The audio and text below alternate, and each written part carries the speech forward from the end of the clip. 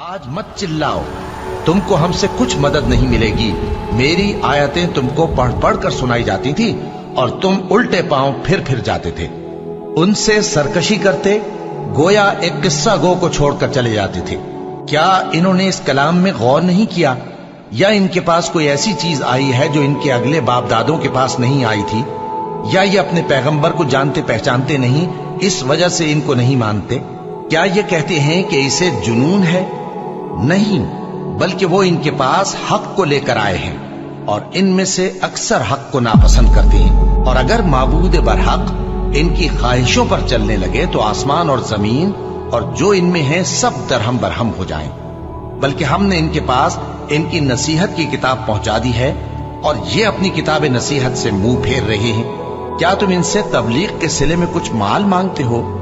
तो तुम्हारे परवरदिगार का दिया हुआ माल बहुत अच्छा है और वो सबसे बेहतर रिस्क देने वाला है।